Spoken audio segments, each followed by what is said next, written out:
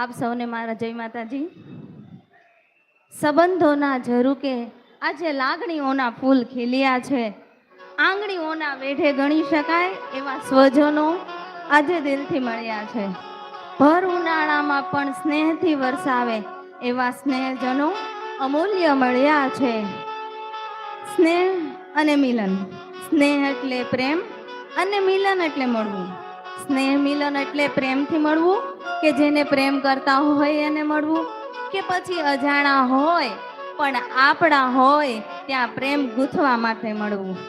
અત્રે ઉપસ્થિત સ્નેહીજનો, વડીલો, માતાઓ, મિત્રો સર્વને પ્રેમની પવિત્રતાથી, લથપથ લાગણીઓથી, અંતરની આહાદતાથી અને સ્નેહની સરવાણીથી સ્વાગત કરું છું.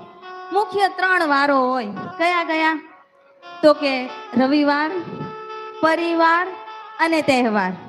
તો આજે મારો પરિવાર અહીંયા છે, સાથે સાથે રવિવાર પણ છે. અને જ્યારે મારો આ પરિવાર ભેગો થયો હોય તો મને તહેવાર જેવો જ લાગે છે. હવે કેટલા નશા હોય છે, યુવાનોને મારે પૂછવું છે કે નશો કોને કહેવાય? તો નશો જે તમે વિચારી રહ્યા છો એને ના કહેવાય. નશો કોને કહેવાય? તો બાપ દાદાની ખાનદાનીનો નશો, બાપ દાદાની ખુમારીનો નશો અને રાષ્ટ્ર પ્રેમનો નશો હોવો જોઈએ. આજના યુવાનોને જ્યારે હું બીજા રસ્તેઓ, જે ખરાબ રસ્તાઓ છે, નશાનો માર્ગ છે, ત્યાં જતા જોઉં છું ને તો ઘણું દુઃખ થાય છે. તો હવે જાગવાનો સમય પાકી ગયો છે.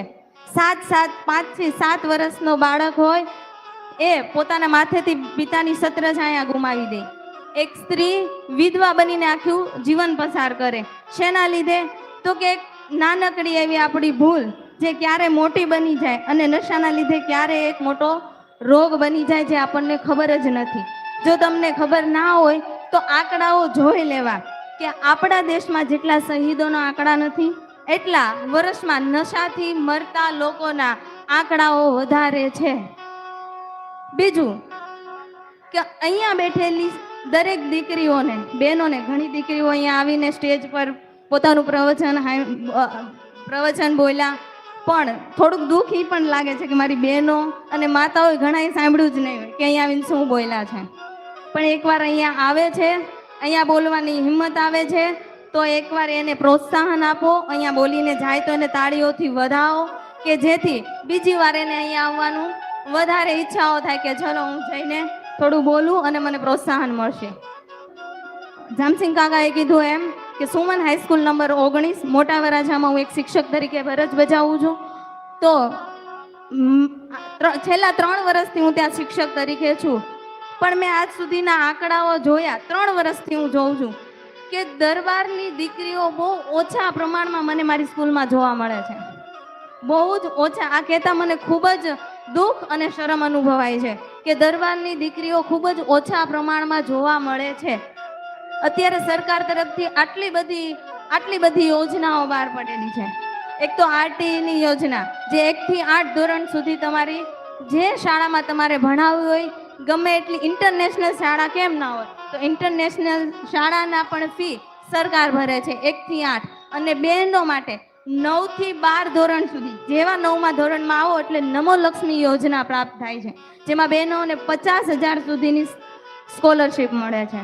તો કેમ આપણે ભણાવતા નથી? તો દીકરીઓને ભણાવો. અને મારે દીકરીઓને પણ આટલું જ કહેવું છે કે મા બાપે પાંખો આપી છે, ઉડો, આખું આકાશ તમારું છે, જેટલું ઉડાય એટલું ઉડો. પણ હા, એ ઉડાણ એવી હોવી જોઈએ જેનાથી મા બાપને અફસોસ નહીં પણ ગર્વ થવો જોઈએ. આ પુરુષ પ્રધાન દેશમાં કહેતા મને થોડોક સંકોચ થાય છે કે મારો દેશ એ માત્ર પુરુષ પ્રધાન દેશ તરીકે ઓળખવામાં આવે છે. પરંતુ મને કહેતા બહુ જ અભિમાન અને ગર્વ ફીલ થાય છે કે જ્યારે દેશમાં ઓપરેશન સિંદૂર જેવા મિશનની જરૂર પડે ત્યારે મારો દેશનો વડાપ્રધાન એક આપણા દેશની દીકરીને પહેલા પ્રાધાન્ય આપે છે. તો જેમ જામસિંગ કાકાએ કીધું, મારા પપ્પાને યાદ કરીને કે બાપભાઈ નથુભાઈ ગોહિલ, ગામ ઉટવાડા, જે નામથી અહીંયા બેઠેલા ભાગ્યે જ કોઈક અજાણ હશે. તો દરેક વ્યક્તિ અત્યારે જે કોઈ દીકરા હોય કે દીકરી હોય, જે કોઈ મહેનત કરે છે એમનું સૌથી પહેલું અંદર ને અંદર ભલે કે ના કે, પણ અંદર ને અંદર સૌથી પહેલું એનું એક જ ટાર્ગેટ હોય કે એક વ્યક્તિને ખુશ કરવા છે, ને એ છે પપ્પા. તો એમના માટે મેં થોડુંક બોલવા માંગુ છું कि खुदा तू जान भी ले ले मुझे कोई गम नहीं, कि खुदा तू जान भी ले ले मुझे कोई मसला नहीं, लेकिन जाते जाते ये बता दे कि पापा मुझ पे गर्व कर पाए या नहीं.